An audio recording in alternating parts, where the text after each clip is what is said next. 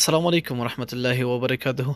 قدرمنو لیدونکو، دغه کوم ویډیو چې زه تاسو ته ښیم د مهربانۍ له مخې دا به غلط نه استفاده کوئ. صحیح ده. دا داسې یو ویډیو ده چې 100% یعنې 100% په ذمہوارۍ سره کار کوي. که چېرته کار یې ونه کړو نو تاسو ماته په کمنټ کې څو کنځلې هم کولی شئ. دوستانو څنګه ویډیو ده؟ دا صرف یو عکس دی چې په دغه عکس باندې تاسو کولی شئ چې د هر چا فیسبوک آی ډي هغه ختمه کړي، یعنې د ټول عمر دپاره. خو بیا هم درته وایم دا صرف د خپل علم زیاتولو دپاره زده کوئ، غلطې مې استفاده کوئ. صحیح ده. یا تاسو داسې کولی شئ چې په فیسبوک کې بعضې نن سبا داسې کسان راغلي دي چې هغوی ډېرې بدې ورځې د اسلام په خلاف یا د نورو خلکو په خلاف، نو تاسو کولی شئ چې هغې سره خپل ګپ شپ جوړ کړئ او هغې ته دغه عکس ولېږئ او د هغې آی ډي خرابه کړئ.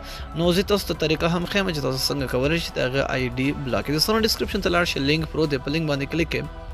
یو عکس راځي د یو فوجي عکس دی، هغه عکس په تاسو ځان سره په ګیلري کې سیف کړئ. چې کله هم تاسو سیف کړئ دوستانو، نور هېڅ هم نه دي کول پکار. تاسو چې غواړئ اوس د چا آی ډي خرابه کړئ نو هغې سره به تاسو ګپ شپ ولګوئ. داسې یو طریقه به ورته ووایئ چې یاره دا په خپل پروفایل عکس باندې پرېږدي. چې کله هم هغه دغه په خپل پروفایل باندې پرېښود نو اټومیټیکلي په سیکنډونو کې، یعنې 1 سیکنډ 2-3 سیکنډه پس به د هغې آی ډي مکمله ختمیږي. دا تاسو ونه کړئ چې خپل فیسبوک خپل کوم تاسو خپله استعمالوئ هغه فیسبوک په هغې باندې ټرای کړئ. دا بالکل مه کوئ. صحیح ده. دا ډایرکټ ستاسو آی ډي ختموي. نو تاسو داسې چل کولی شئ چې اوس دا ستاسو پورې ډیپینډ ده چې تاسو څه کول غواړئ، چې هغه هلک تشویق کړئ چې دغه عکس په خپل فیسبوک پروفایل باندې پرېږدي. او دا تاسو پورې ده. صحیح ده.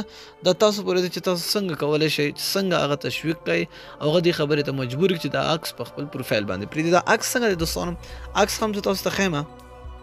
دا وګورئ، دغسې عکس به وي. نو هغه ډاونلوډ کړئ، ځان ته لینک کې پروت دی. دا عکس ته صحیح ده چې کله هم دا تاسو هغې ته ولګئ نو انشاءالله په منټونو کې به د هغې اکاونټ، په سیکنډونو کې به د هغې د فیسبوک اکاونټ ختمیږي. په اخر کې بیا هم درته وایم چې د مهربانۍ له مخې دا غلط مې استعمالوي. داسې نه چې تاسو هر چا ته دغه ولګئ او د هغه فیسبوک آی ډي بیا بندېږي. ځکه چې ما ته ډېرو ملګرو میسیجونه کړي چې یاره زموږ فیسبوک آی ډي بنده شوه، موږ د دې ملګري بنده کړه، اوس هغه راپسې لګېدلی دی. نو بیا جوړېدو امکان یې بالکل نشته دی. بیا ډېر راته وایي چې یاره خراب شو، بیا اوس دا څنګه جوړېږي. مخکې نه درته وایم دا بیا واپس نه جوړېږي. نو دا نننۍ ویډیو که ویډیو مو خوښ وي د خپلو دوستانو سره یې هم شیر کړئ. نو تر بیا بل ویډیو د الله په امان په دعاګانو کې مې یاد ساتئ.